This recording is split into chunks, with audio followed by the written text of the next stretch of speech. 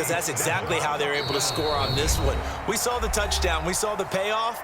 But, of course, that big, long chunk play is what got them in position. So look at this. They got the 7-0 lead in the pocket, and they're going to try an onside kick. And the Bills are going to recover. Past the 20. And all the way home for a Bills touchdown. A very rare kickoff return on an onside kick. And the Bills are within an extra point of tying up this ball game.